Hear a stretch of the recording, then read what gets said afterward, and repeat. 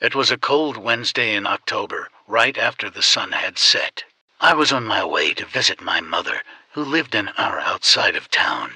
My car broke down 5 minutes out, right at the edge of the forest that surrounds her property. My phone had also been broken earlier that day, when someone running through a crowded sidewalk knocked it out of my hand so I couldn't call anyone. Nothing for it then. I suppose I could use the exercise. The trees were sparse, and the moon was full and unclouded tonight. It should be safe. 15 minutes into my walk, I started to hear them footsteps, whispers. I told myself it was all right, as a shiver went up my spine, that I was hearing perfectly normal, harmless animals. But oh, how wrong I was. After another 5 minutes, I started to smell something. It was thick, cloying, sharp, and sweet at the same time. That's when I saw the corpse, all fur and bones and blood. I couldn't identify what exactly it was, some rodent if I had to guess. I kept walking until the body was almost out of sight. Then it hit me. That was no roadkill. It looked torn apart, not smushed into the ground. But the corpse wasn't touched by scavengers. What creature would do that, not for food, but for sport? Shaken, my pace sped up, and I cast my focus around in search of whatever monster was forming in my head. A branch cracked nearby, to my left and out of sight. I whirled around, my hands held up protectively, with a whimper on my lips. From out of the brush stalked a large wolf, its fur coat black and shiny, sniffing the forest floor. The wolf looked up, its eyes landing on me, and my breath caught. Is this how I die? Yet, something in its gaze. I studied the beast more closely, and noticed it seemed calm. Its fur wasn't ruffled. Its muscles relaxed, and it was as quiet as a ghost. Plus, the look in its eye. Perhaps it is foolhardy to attach human emotions to an animal, but it almost felt like it pitied me. I carefully lowered my arms and tried to breathe normally. Maybe I would get out of this unscathed. I started to back up, my eyes never leaving the wolf. It simply stared. Eyes calm and unfathomably deep. From behind me came another crack. This time, the wolf growled, hackles raising, as it prepared to pounce on whatever stood behind me. I took a breath, then spun around while dodging sideways, hoping to put a nearby tree between me and whatever had appeared, and allowing the wolf to face it head-on. For a moment, I saw nothing, just the trees rustling with a slight breeze. Then they stopped, the wind dying down to nothing, and I realized I could hear no sound, see no movement. It was as if the forest was holding its breath. Then it exhaled, and from the shadows stepped a creature of nightmare.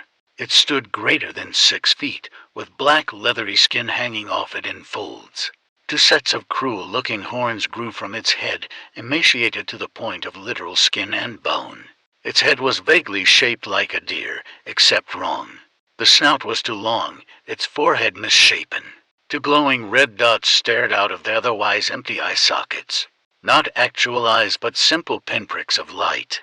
I tore my focus from the thing's face and noticed in one of its gangly, clawed hands it held a corpse, saturated in blood and missing its head. The wolf let out a vicious snarl and launched itself at the monster, startling me into motion. I stumbled away, tripping over nothing and landing hard on the forest floor. Ripping my eyes from the scene, I got to my feet and ran. I lost time in my fear, the world going by in snapshots. And one terrifying moment when the creature screamed and shook the whole forest. Before I knew it, I was at my mother's house, the soft, warm lights seemingly welcoming me with open arms. I saw my mother through the window, pacing the living room, and her brow creased with worry I wanted nothing more than to fall into my mother's arms and forget this nightmare. I don't remember walking the rest of the way to the house, but before my knuckles could make contact with the door, a wave of kinetic energy blasted out from the house and knocked me flat on my back. Dazed, I got to my feet and tried again, to the same effect. I ran to the window, and fearing the same attack, waved my arms and yelled out at my mother. Her pacing continued unperturbed and able to hear me. Exhausted, I stumbled back, mind racing as to what was happening.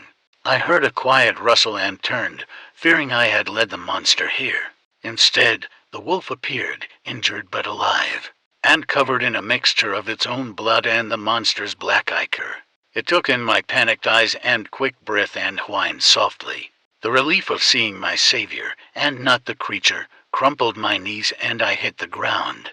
The wolf slowly limped up to me, and unthinkingly I reached out to touch the creature instead of feeling the soft texture of its unblemished fur. My hand went right through it. The wolf whined softly again, looking me in the eyes, and then turned and stared at something nearby. I also turned, feeling like the wolf was trying to show me something. There, lying half obscured under one of my mother's wild rose bushes, was the head of the corpse the monster carried. In the light of the moon, I could make out its face, which was turned towards me. My breath stopped, and I felt no instinct to start again, for I was looking into my own glassy eyes.